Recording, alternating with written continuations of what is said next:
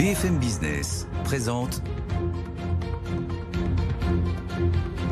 Les experts sans frontières. Guillaume Paul. Allez, 18h18, ils sont là comme tous les vendredis, nos experts sans frontières, évidemment, pour refaire l'actu de la semaine. Juan José Dorado est avec nous. Bonsoir, Juan José. Buenas tardes. Buenas tardes, journaliste espagnol basé à Paris. Richard Verly, bonsoir. Bonsoir. Richard, correspondant du journal suisse Blick. À Paris, on poursuit cette actualité internationale marquée par ce sommet de Munich, où vers lequel tous les regards sont tournés. Déjà pas mal de déclarations. Vous avez entendu notamment J.D. Vance qui s'est efforcé d'essayer de rassurer un petit peu les Européens dans leur rôle futur à jouer peut-être dans le dossier ukrainien. On va aller à Washington retrouver notre correspondant Benoît Balek qui est avec nous. Bonsoir Benoît. J.D. Vance qui a dit que les Européens auraient leur place dans cette négociation, mais qui a aussi mis les Européens devant certaines responsabilités pour l'avenir.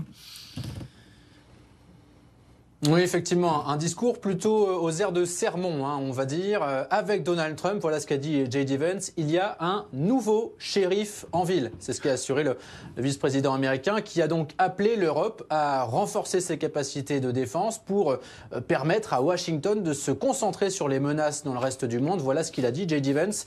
Nous pensons qu'il est important, dans le cadre d'une alliance commune, que les Européens renforcent leur défense pendant que l'Amérique se concentre sur les régions du monde qui sont en grand danger. Donc, extrait de son discours plus tôt ce matin lors de cette conférence de Munich sur la sécurité. Une chose importante, c'est que J.D. Vance n'a pas fait mention explicitement de l'Ukraine, mais qu'il y a eu une interview qui a été donnée au Wall Street Journal, publiée cette nuit. Et dans cette interview, J.D. Vance déclare que les États-Unis frapperaient Moscou de sanctions et potentiellement d'une action militaire si le président russe Vladimir Poutine n'acceptait pas un accord de paix avec l'Ukraine qui garantisse l'indépendance à long terme de Kiev, et que, chose également très importante, que l'option d'envoyer des troupes américaines en Ukraine si Moscou ne négociait pas de bonne foi restait sur la table. Une option qui avait été écartée hier par Pete Hegseth, le chef du Pentagone depuis le sommet de l'OTAN à Bruxelles, le secrétaire américain à la Défense, qui s'est à nouveau exprimé aujourd'hui depuis Varsovie, en Pologne, et il a estimé, lui, que l'Europe ne pouvait supposer que la présence de troupes américaines sur le continent durerait éternellement. On le comprend donc, les lieutenants de Donald Trump sont en train de souffler le chaud et le froid sur l'Union européenne pour évaluer les réponses de leurs alliés, voir comment ils pourraient tirer avantage de ces réponses en vue des négociations, en vue d'un cessez-le-feu en Ukraine. Et d'ailleurs, vous savez, ces négociations ont commencé, on commence à discuter puisque Volodymyr Zelensky, le président ukrainien, et J.D. Vance ont commencé à se parler. Une réunion a débuté à peu près il y a une trentaine de minutes à Munich, donc en Allemagne. Merci Benoît, vous restez avec nous bien sûr sur BFM Business. Messieurs, je vais vous faire écouter effectivement ce qu'a dit Pete Hegseth, le nouveau secrétaire à la Défense, qui effectivement a pris moins de gants pour exprimer ce que disait J.D. Vance ce matin. Écoutez. Ce qui se passera dans 5, 10 ou 15 ans fait partie d'une discussion plus large qui reflète le niveau de menace, la posture de l'Amérique, nos besoins à travers le monde, mais surtout la capacité des pays européens à intensifier leurs efforts.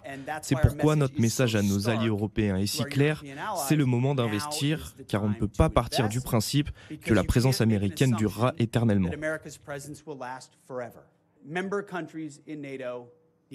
Les membres de l'OTAN doivent dépenser et investir plus pour leur défense commune. Ce n'est pas une suggestion de la part des États-Unis, mais une demande directe à laquelle nous prêterons attention pour voir si l'Europe a la volonté de défendre sa base arrière.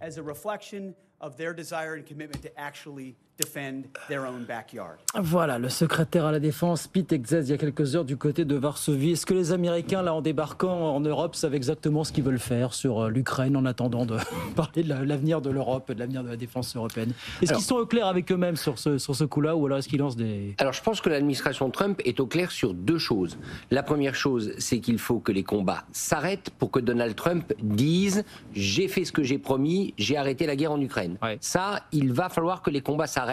Donc ils vont tout faire pour, soit en amadouant Poutine, soit en le menaçant de sanctions, mais c'est un objectif. La deuxième chose, c'est que, vous avez compris, j'ai oublié la formule, mais c'est une demande directe à laquelle nous prêterons de l'attention. Oui. Ça veut dire que c'est un ordre. En gros, c'est un ordre donné aux alliés de l'OTAN. Vous devez dépenser plus, sous-entendu, acheter d'urgence du matériel militaire américain. Ça aussi, c'est un objectif que l'administration Trump ne va pas lâcher parce que derrière, il y a des emplois, derrière, il y a la création de nouvelles usines, etc., etc. Donc je crois que sur ces deux plans-là, l'administration Trump va foncer. La question du côté européen, alors on reparlera de l'Ukraine parce que bien évidemment, la négociation va évoluer, mais pour les fournitures en armes, c'est qui va commander en premier et est-ce qu'on va commander uniquement américain? Et là, la France, il faut bien le reconnaître, n'arrive pas à faire passer son message de commande d'abord européenne. Beaucoup de pays vont sans doute se ruer à Washington. Juan José Dorado, comment vous voyez les choses? Si on écoute Zelensky qui vient de déclarer effectivement qu'après avoir parlé avec Donald Trump n'a pas un plan clair de comment arrêter. Il sait ce qu'il veut faire, arrêter la guerre. Mais que Trump lui ait donné son numéro. Voilà. Mais par contre, vous avez tout à fait raison, il a eu le téléphone de Donald Trump. Et donc ça, c'est la première des choses, c'est qu'on assiste aussi à cette cacophonie entre le vice-président, le secrétaire d'État à la Défense, les déclarations intempestives de Donald Trump, et puis la cacophonie européenne. De la même manière, donc à Munich, où vous avez effectivement la présidente de la commission van der Leyen qui dit que peut-être il va falloir toucher la fiscalité actuelle pour donner des moyens justement Elle dit aujourd'hui aux pays. On réfléchit à assouplir les règles budgétaires pour permettre aux Européens d'investir plus. Vous voyez à quel point il faut en arriver pour qu'elle lance ce genre de phrase. Et en même temps, ce type de discours est quand même pour l'instant un peu vide de contenu parce que quand vous voyez qu'il y a des pays qui sont très loin des dépenses en défense qu'ils avaient promis. Un tout petit exemple, là on commence à parler qu'effectivement on commence à nous exiger peut-être 3% des dépenses en matière de défense, et l'Espagne vient d'annoncer qu'elle arrivera à 2% en 2029 avec un petit peu de chance. Donc vous voyez, il y a une cacophonie générale. Je crois que personne ne sait pour l'instant comment faire pour arrêter cette guerre et pour qu'il n'y ait pas des perdants. Je peux dire un petit mot, si vous voulez, sur le changement de politique entre Trump et Biden. On vous entend, Benoît, vous êtes en direct avec nous, on vous écoute. Aucun problème, allez-y, Benoît.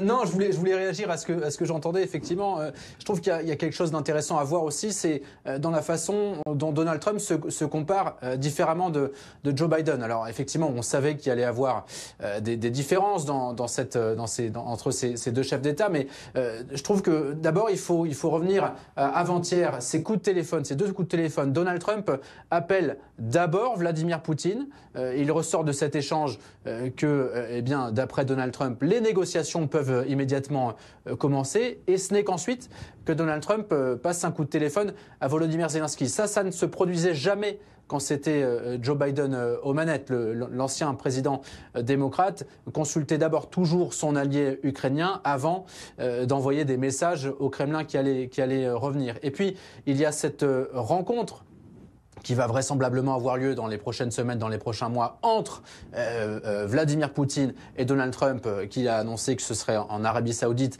avant que les chefs d'État se rendent visite dans leur pays respectifs. Et puis cette dernière déclaration choque, comme Donald Trump en a l'habitude, et on sait qu'il aime ça. Il a expliqué aussi, le président américain, que c'était une erreur de faire sortir la Russie du G8 en 2014, au moment où la Russie envahit l'Ukraine et prend possession de la Crimée. Et donc je trouve que il faut aussi se rendre compte qu'il y a une vraie envie, un vrai besoin de Donald Trump de choquer, de repousser dans leur retranchement les alliés pour espérer ensuite négocier à son avantage. Ce qui reboucle sur ce que vous disiez finalement, Richard, au début de cette interview, de cet entretien. Oui, absolument. Alors, choquer les alliés, moi j'irai plus loin. Donald Trump veut des alliés aux ordres. Oui. Point à la ligne. C'est-à-dire qu'il entend que les Européens lui obéissent. Et d'ailleurs, écoutez Pete Hegseth, on l'a écouté tout à l'heure, il a dit un nouveau shérif en ville. Le shérif, on lui obéit. Il n'y a pas de sujet. Et à l'époque du Far West, si on ne lui obéissait pas, on était tué. Eh bien, voilà ce qui se passe. C'est le monde de Donald Trump. Donc, ce qu'il faut maintenant, c'est assez simple. C'est que les Européens disent si oui ou non Trump, c'est le shérif. Est-ce qu'ils l'acceptent comme shérif ou pas? Et s'ils ne l'acceptent pas, alors dans ce cas, il faut qu'ils soient ensemble suffisamment forts et qu'ils proposent une alternative, quelque chose qui ressemble aussi à un plan de paix. Parce qu'il faut quand même le reconnaître, il faut avoir une vue réaliste des choses. Le seul qui parle de plan de paix aujourd'hui, on n'en connaît pas du tout les contours, c'est Donald Trump. Oui. Les Européens, ils ne parlent pas de paix. Et il y a un moment donné où les Ukrainiens vont commencer à dire, on préfère celui qui nous parle de paix que ceux qui nous parlent de guerre. Alors justement, les Européens n'ont pas d'alternative, mais ils le disent, il n'est pas question qu'on fasse la paix sans nous. On écoutera Sébastien Lecornu, on revient dans moins de 2 minutes sur BFM Business pour poursuivre cette conversation. On est ensemble jusqu'à 19h dans Les Experts sans frontières, bien sûr. À tout de suite.